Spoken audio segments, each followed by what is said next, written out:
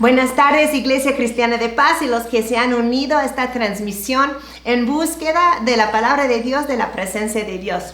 Estoy segura que Él tiene una palabra para cada uno de nosotros en esta tarde y vamos a orar para comenzar. Dios, te damos gracias una vez más por la oportunidad de estar unidos en tu espíritu. Gracias porque tu presencia está con cada uno de nosotros. Ahora háblanos por medio de tu palabra que es viva, que es eficaz, que no cambia, Señor, y que sabemos que tú nos vas a hablar, guiar, transformar y animar en este día. En el nombre de Jesús y a tu nombre toda la honra y la gloria. Amén. Muy bien, el título del mensaje de este día es ¿Tienes idea? Solo quiero que tengan ese título en mente en lo que vamos pasando estos momentos juntos. Solo recuerdan, no lo olvidan, el título es ¿Tienes idea?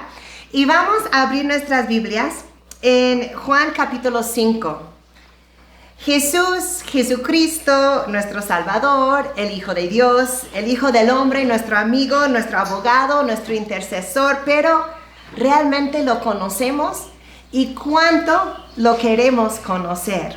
Vamos a leer Juan capítulo 5, versículos 1 al 18 para comenzar el mensaje de hoy. Juan 5, del 1 al 18. Algún tiempo después se celebraba una fiesta de los judíos y subió Jesús a Jerusalén. Había allí junto a la puerta de las ovejas un estanque rodeado de 5 pórticos, cuyo nombre en arameo es Betzatá. En esos pórticos se hallaban tendidos muchos enfermos, ciegos, cojos y paralíticos, que esperaban el movimiento del agua. De cuando en cuando un ángel del Señor bajaba al estanque y agitaba el agua. El primero que entraba en el estanque después de cada agitación del agua quedaba sano de cualquier enfermedad que tuviera. Entre ellos se encontraba un hombre inválido que llevaba enfermo 38 años. Cuando Jesús lo vio allí, tirado en el suelo, y se enteró de que ya tenía mucho tiempo de estar así, le preguntó: ¿Quieres quedar sano? Señor, respondió, no tengo a nadie que me meta en el estanque mientras se agita el agua, y cuando trato de hacerlo otro se mete antes. Levántate, recoge tu camilla y anda, le contestó Jesús.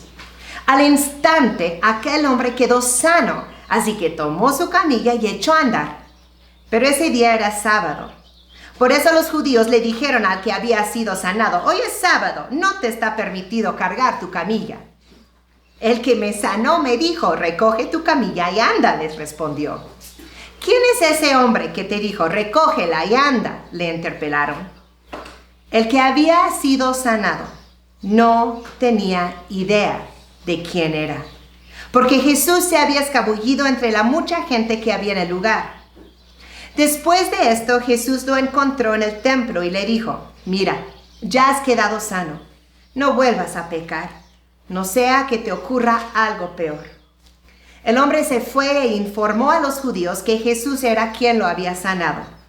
Precisamente por eso, los judíos perseguían a Jesús, pues hacía tales cosas en sábado. Pero Jesús les respondía: mi Padre aún hoy está trabajando, y yo también trabajo. Así que los judíos redoblaban sus esfuerzos para matarlo, pues no solo quebrantaba el sábado, sino que incluso llamaba a Dios su propio Padre, con lo que él mismo se hacía igual a Dios. Vamos a recontar y tratar de vivir esta historia, de sentir que estuviéramos allí observándolo nosotros mismos. Entonces hay un estanque con 5 pórticos en la orilla de la ciudad de Jerusalén. Ese estanque tenía la fama de tener poderes curativos porque decían que un ángel bajaba y movía las aguas. Y cuando las aguas se movían, el primero en meterse se sanaba. Pues Jesús llega a pasar por al lado de ese estanque y ve a un hombre en particular que le llama la atención tirado en el suelo. Se entera de que el hombre tiene 38 años sin caminar. Así que Jesús se acerca a él y le pregunta: ¿quieres quedar sano? Ahí observan que el hombre ni siquiera responde a la pregunta, ni sabe quién es el que le está hablando. Solamente se enfoca en el por qué no está sano. No hay quien lo meta en el estanque cuando se agita el agua, está solo. Para cuando él se arrastra solo el agua, alguien más ya le ganó. Teniendo la oportunidad de sanidad enfrente de él, solo puede ver las razones por las cuales no ha sido sanado antes. Pero a pesar de que el hombre nunca responde a la pregunta de Jesús, Jesús de todas maneras le dice, levántate, recoge tu camilla y anda. Y el hombre queda sano. Toma su camilla y anda, y se va. No llega muy lejos cuando los judíos le informan que él está rompiendo la ley. En base al cuarto mandamiento de los 10 mandamientos que Dios dio a Moisés, que dice que deben de observar el día sábado y no realizar ningún trabajo en ese día para honrar al Señor su Dios, los judíos volvieron un solo mandamiento en 39 leyes específicos, prohibiendo diferentes tipos de trabajo en el sábado, incluyendo el cargar una carga, lo cual incluía el cargar su camilla. Así que los judíos confrontan al hombre por cargar su camilla, haciendo caso omiso al hecho de que él había sido sanado. Y aquí sale a la luz una característica que vemos de este hombre, que tiene la tendencia de echar la culpa de su situación a las circunstancias o a otros. Y aquí hasta culpa el que me sanó, porque le dicen, oye, tú estás cargando tu camilla, y él dice, pues el que me sanó me dijo, carga tu camilla y anda. Los judíos estaban empeñados en encontrar quién estaba desobedeciendo la ley. Entonces le preguntan, ¿y quién es ese hombre que te dijo, recógela y anda? En respuesta a su pregunta de los judíos, la Biblia nos dice algo que me sorprendió, luego me entristeció y luego me terminó redarguyendo. Porque la Biblia dice que el que había sido sanado no tenía idea de quién era. El que había sido sanado no tenía idea quién lo había sanado. La Biblia nos dice que el hombre tenía 38 años sin caminar y no sabemos cuánto tiempo había estado esperando o visitando al lado del estanque para su oportunidad de ser sano. Se le presenta la oportunidad y primero ni siquiera se percata que la oportunidad de ser sanado existe. Y de todas maneras, Jesús lo sana. Y luego no tiene idea quién lo había sanado. Jesús se había escabullido entre la multitud y el hombre ni supo quién lo había sanado. Vemos en la Biblia que nos cuenta que después Jesús lo encontró en el templo. Ahora, ¿el hombre había ido allí en búsqueda de su sanador? La Biblia no nos explica por qué Jesús y ese hombre se encontraron en el templo. Yo espero que la razón haya sido que el hombre pensaba que a lo mejor allí podría encontrar a aquel que lo había sanado.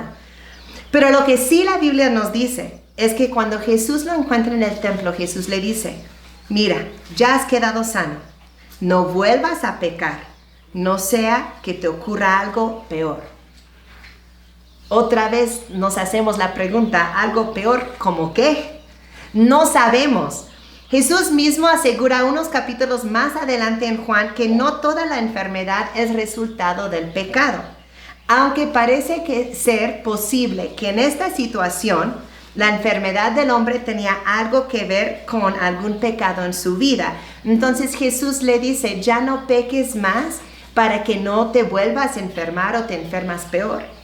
O puede ser que con algo peor Jesús se refería a una eternidad sin Dios. Sabemos que en muchas otras situaciones en que Jesús sanaba, lo hacía claro que la sanidad espiritual tenía mucho más importancia y valor que la sanidad física.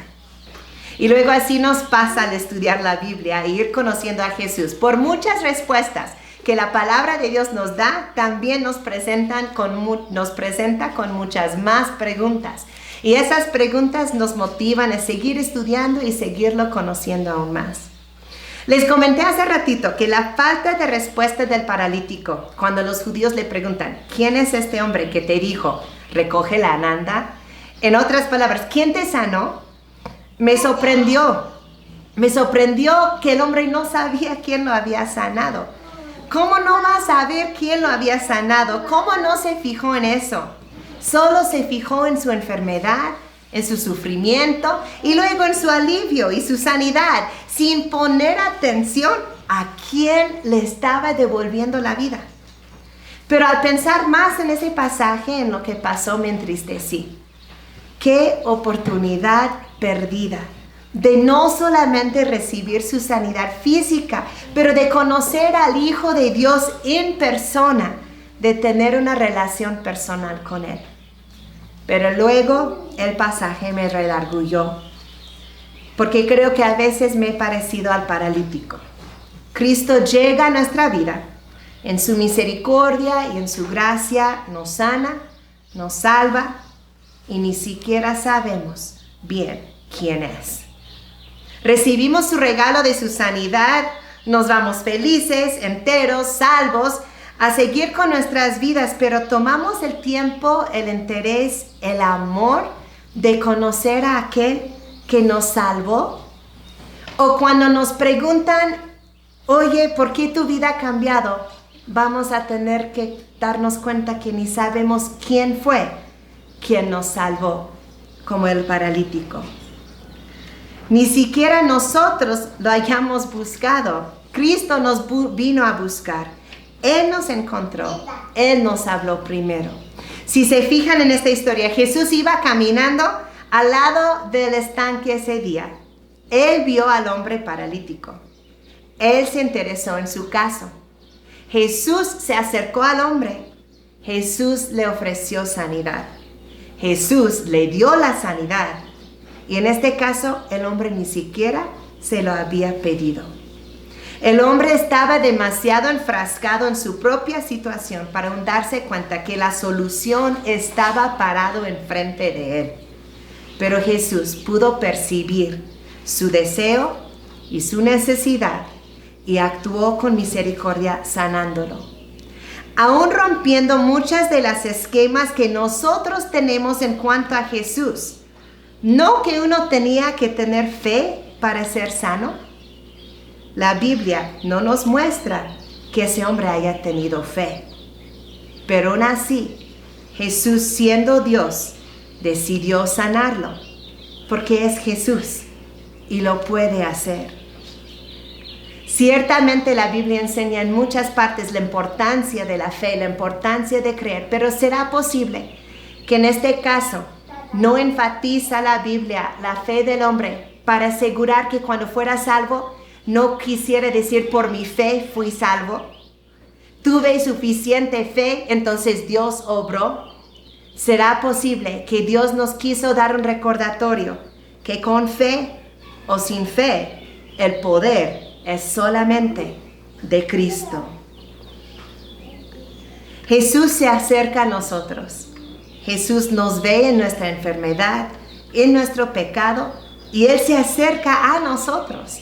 Jesús dejó su trono celestial para acercarse a nosotros. Jesús viene y te ofrece sanidad y salvación. Y a veces, aún sin saber bien cómo pedir, nos sana, nos salva. Pero ¿sabemos quién nos sanó? ¿Sabemos quién nos salvó? ¿Conocemos al Salvador? ¿Conocemos a nuestro sanador? ¿O somos como ese paralítico que ni sabía bien quién lo había sanado? Hay 4 libros hermosos de la Biblia, los 4 evangelios, que nos dan una gran oportunidad de conocer a Jesús.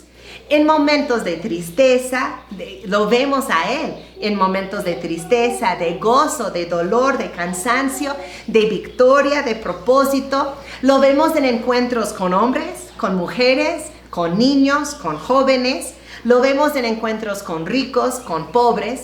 Lo vemos en encuentros con religiosos, con incrédulos, con grupos de cientos de personas y hasta miles de personas. Y lo vemos alrededor de una mesa con 12, en un monte con 3, en un jardín a solas. Pasemos tiempo con Jesús, conociendo a aquel que nos ha sanado y que nos ha salvado. Porque el regalo de la salvación nos da entrada a un regalo de relación. La oportunidad de conocer personalmente al Hijo de Dios, creador del universo, aquel que colgó las estrellas y que fue colgado en una cruz por ti y por mí. Cada historia en los evangelios, cada encuentro, cada palabra, cada acción nos lleva a conocer más a Jesús. Y vamos a ver algunos de estos ejemplos. Vamos a Juan capítulo 2. Vamos a leer del 1 al 12. Juan 2, del 1 al 12. Al tercer día se celebró una boda en Caná de Galilea, y la madre de Jesús se encontraba allí. También habían sido invitados a la boda Jesús y sus discípulos. Cuando el vino se acabó, la madre de Jesús le dijo: «Ya no tienen vino». «Mujer, ¿eso qué tiene que ver conmigo?», respondió Jesús. «Todavía no ha llegado mi hora».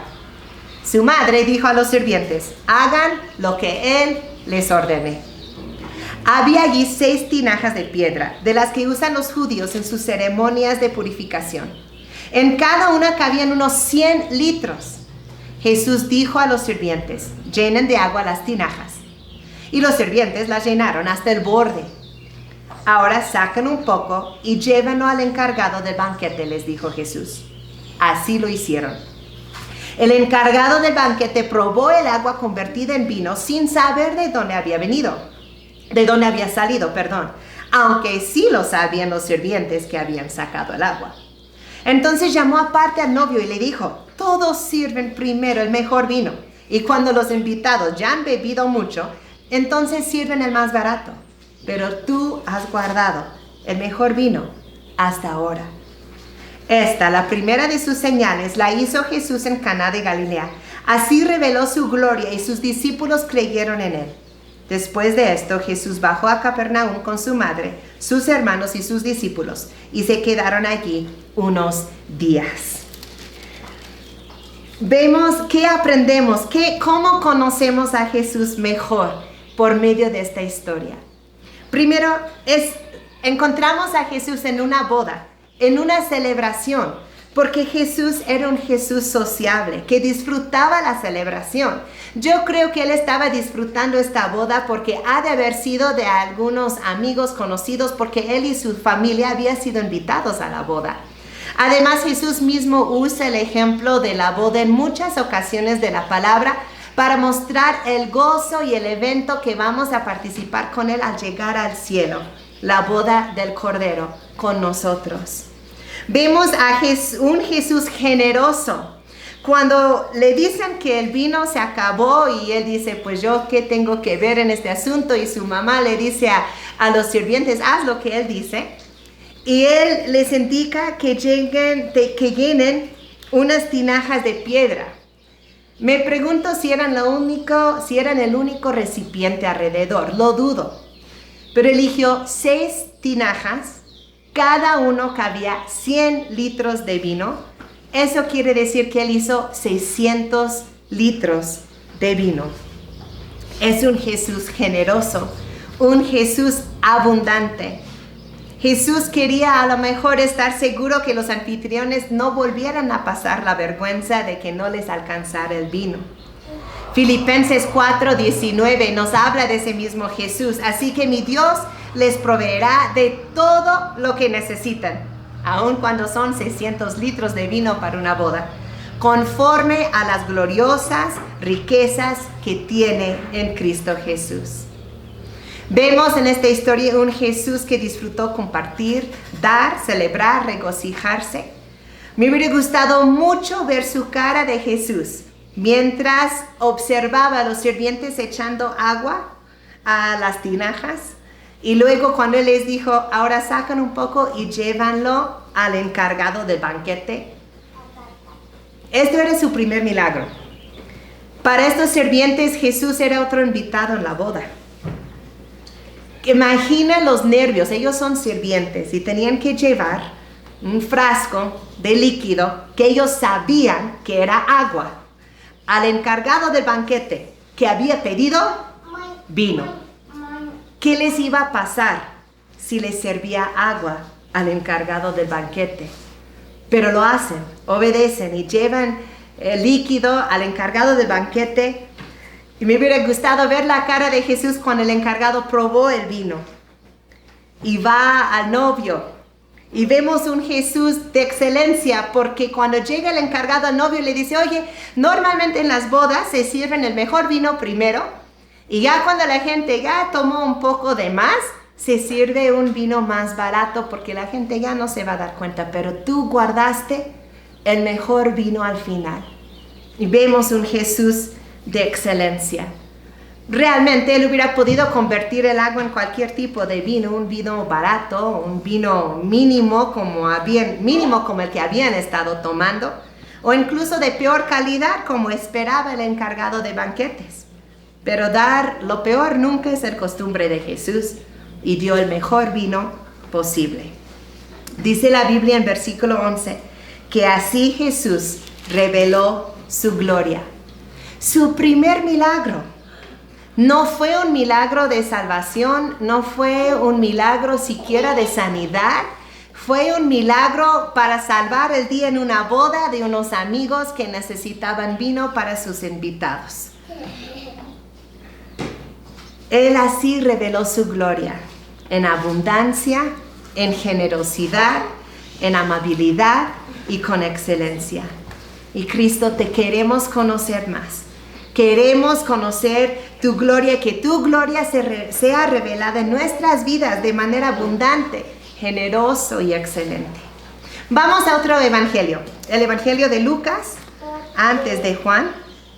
El evangelio de Lucas, capítulo 7, del 11 al 17. Amo las historias de Jesús. A lo mejor tiene que ver un poquito con que pude yo crecer en la iglesia, en la escuela dominical, y cada domingo era otra historia de Jesús, porque su palabra es nuestra manera de conocerlo. Cuando tú conoces a alguien y amas a esta persona, buscas verlos en diferentes situaciones, cómo interactúan con diferentes personas, con su familia, con sus amigos, en el trabajo, cuando están descansando. Buscas pasar tiempo con esta persona, y así debemos ser con Jesús. Y su palabra es lo que nos da la oportunidad de estar ahí presente en estas situaciones. Traten de, cuando leen los evangelios, de cuando lean las historias de Jesús, de imaginar que tú eras un espectador, o tú eras una persona dentro de esa multitud. Imagina si hubieras estado en este día, en esta ocurrencia, ahora en Lucas 7, del 11 al 17.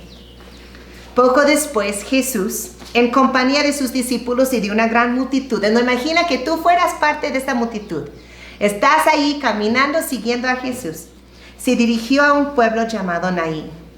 Cuando ya se acercaba a las puertas del pueblo, vio que sacaban de allí a un muerto, hijo único, de madre viuda. La acompañaba un grupo grande de la población. Al verla, el Señor se compadeció de ella y le dijo, no llores. Tengo que parar aquí porque Isaac tiene 3 años, mi sobrinito. Y cada vez que yo leía esta porción, solo lo escuchaba decir, no te preocupes, que es su manera de decir, no te preocupes. Cada vez que nos ve tristes o algo pasa, Isaac dice, no pupes, que no te preocupes. Imaginé a Jesús diciéndole, no llores, no pupes. Entonces se acercó y tocó el féretro. Los que lo llevaban se detuvieron y Jesús dijo, joven, te ordeno que te levantes. El muerto se incorporó y comenzó a hablar, y Jesús se lo entregó a su madre. Todos se llenaron de temor y alababan a Dios. Ha surgido entre nosotros un gran profeta, decían. Dios ha venido en ayuda de su pueblo. Así que esta noticia acerca de Jesús se divulgó por toda Judea y por todas las regiones vecinas. A lo mejor a ustedes les ha tocado como a mí que en algún momento al estar en la calle ves alguna procesión fúnebre. Si es en un pueblo pequeño y el panteón está cerca, vemos a la familia o amigos cargando la misma caja, el mismo féretro. Así era la cena ese día. Jesús venía simplemente llegando al pueblo. Aparentemente sabemos que fue una cita celestial, una cita dentro de la voluntad y soberanía de Dios. Pero al parecer de los que estaban a su alrededor, pues iban caminando al pueblo. Y ven que viene un grupo de personas en una procesión fúnebre. Jesús observa, y me supongo que por ser Jesús, sabe que el muerto era el hijo único de una madre viuda. ¿Captan esa frase? Era una mujer que ya había perdido a su esposo. Lo que le quedaba en la vida era un solo hijo. Y gracias a Dios en este tiempo y en esta cultura varón.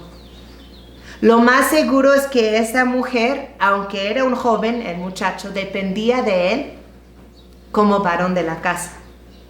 A lo mejor ya tenía la edad para trabajar y ella dependía de él para su provisión, para su protección y definitivamente para su compañía. Entonces imagina el dolor de luto, de tristeza de esta mujer al haber ya sepultado un esposo en algún momento y ahora lo único que tenía era este hijo y iba ya para sepultarlo a él.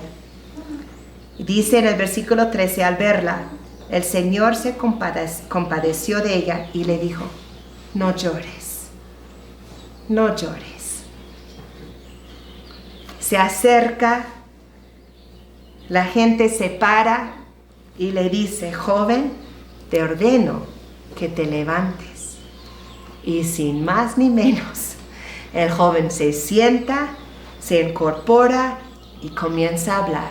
Y Jesús lo entrega a su madre.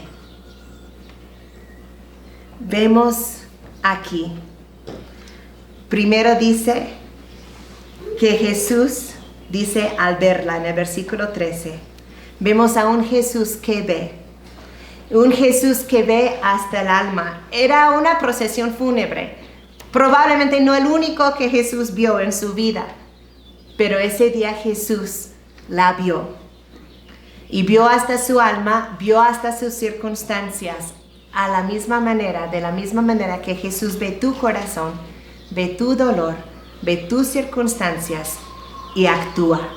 Y dice que Jesús al verla, compadeció de ella. Y en el versículo 14, entonces se acercó. Otra vez vemos un Jesús que siempre se acerca.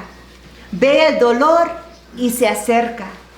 Tocó el féretro, dio una orden. El joven muerto se siente y empieza a hablar. Está vivo.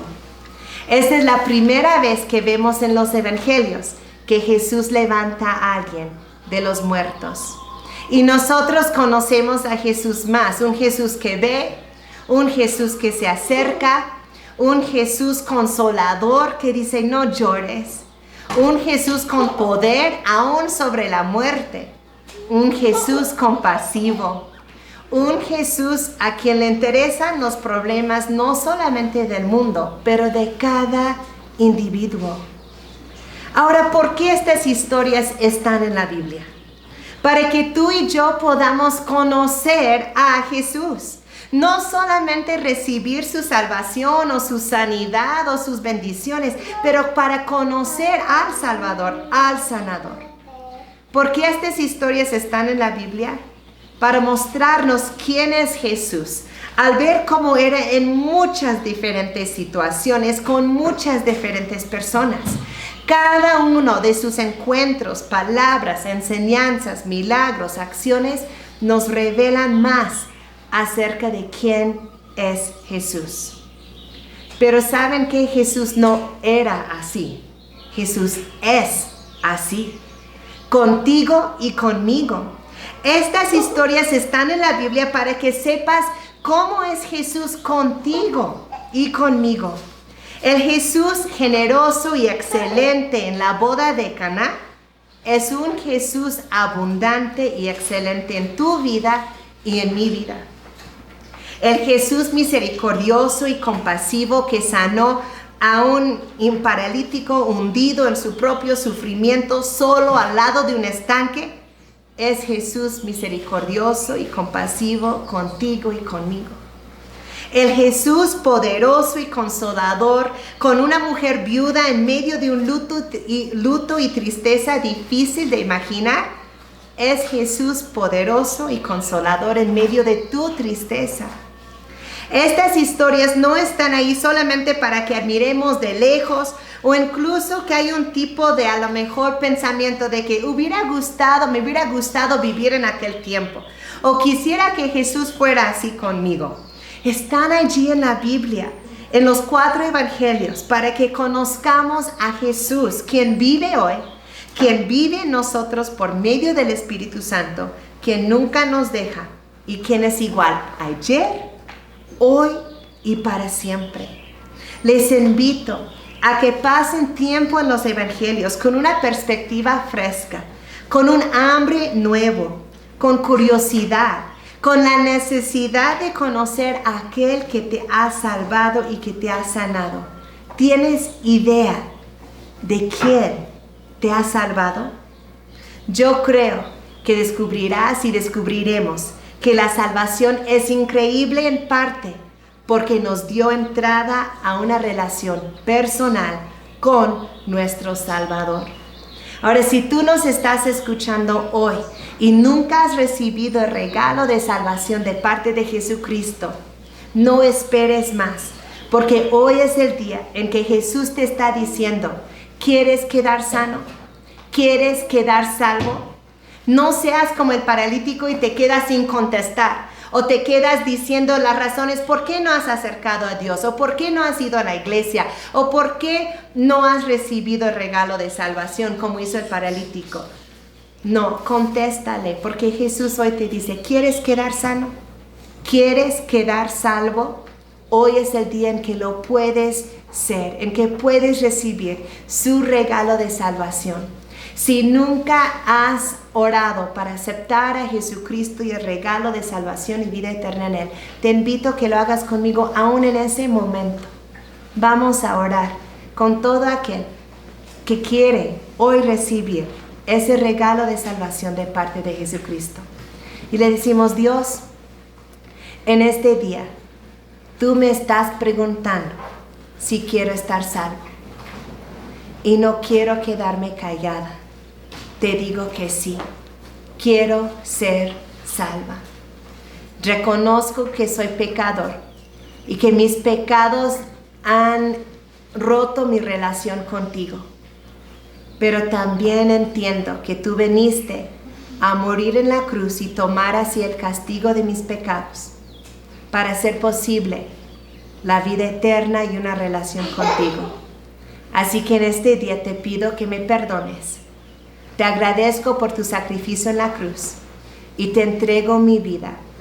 Hazme tu hija, sálvame y dame vida eterna contigo. En el nombre de Jesús. Amén. Y si tú has orado esa oración, no solamente eres salvo, pero has entrado en una relación con tu Salvador. Ahora métete en los evangelios y conoce a tu Salvador. Y hermano, hermana, que tienes años desde que Cristo te salvó, desde que te tocó levantar tu camilla y te pusiste a caminar, te invito a que te empapes, te zambulles en los evangelios y que conozcas a tu Salvador, a tu sanador, como nunca antes. Yo recuerdo, y he contado esa historia antes, pero recuerdo cuando yo era niña y iba a visitar a mis abuelos, a los papás de mi papá. Y después del desayuno, ellos ya estaban jubilados de ser granjeros. Después del desayuno tomaban sus Biblias y mi abuela en su silla y mi abuelo en su silla se ponían a leer la Biblia. Y mi abuelo tenía mucho el costumbre, era anciano de su iglesia y maestro de escuela dominical, sacaba concordancias y diccionarios y mapas y muchas herramientas para estudiar la Biblia.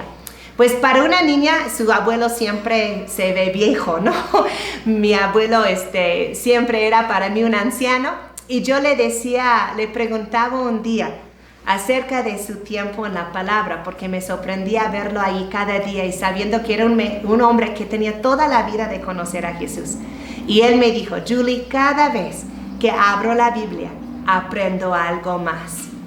Entonces, hasta la fecha no me he cansado de buscar a Dios, porque yo sé que cada vez que abro la Biblia, hay algo para aprender y conocer acerca de nuestro Jesucristo. Así que ¿tienes idea? Tú tienes idea de quién es tu Salvador. Tienes idea de quién es que te ha sanado. Conócelo hoy más. Vamos a orar. Dios, te damos gracias por tu palabra y por la invitación de conocerte de manera personal. Gracias porque no tenemos que conocerte en un vacío sin información o sin recursos, pero gracias porque nos has dado tu palabra que revela la personalidad de Jesucristo, su manera de interactuar, de amar, de cuidar, de enseñar, de corregir, de vivir, de relacionarse contigo, de relacionarse con cualquier tipo de persona. Gracias porque nos has dado tu palabra. Danos ahora hambre y sed de conocerte más, Cristo. Danos el entendimiento cuando abrimos tu palabra para entender quién eres tú y de conocerte más a más y más cada día. En el nombre de Jesús.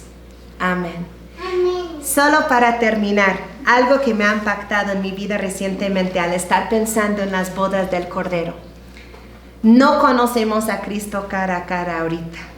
Lo vamos a conocer cara a cara en nuestra boda con Él. Quiere decir que hasta cierto punto, este tiempo aquí en la tierra es un tiempo de preparación, un poco como un noviazgo sería para una boda. Yo creo que podríamos decir que conforme una pareja se conoce más y más de novios, ese disfrute de finalmente llegar al día de la boda y al matrimonio se disfruta aún más porque ya hay una relación. Me imagino que conociendo a alguien hoy y casándote mañana, la cantidad de disfrute ahí es muy poco porque no hay intimidad, no hay una relación. Vas a ver a Jesús cara a cara en tu boda, pero creo que hasta cierto punto nuestro disfrute de esa boda va a depender de cuánta intimidad desarrollamos con Él hoy, de cuánto lo conocemos, porque lo más que lo conocemos hoy, lo más que lo vamos a querer ver cara a cara en intimidad el día de nuestra boda. Gracias por estar con nosotros y que disfruten esta semana conocer más a tu Salvador, a Cristo.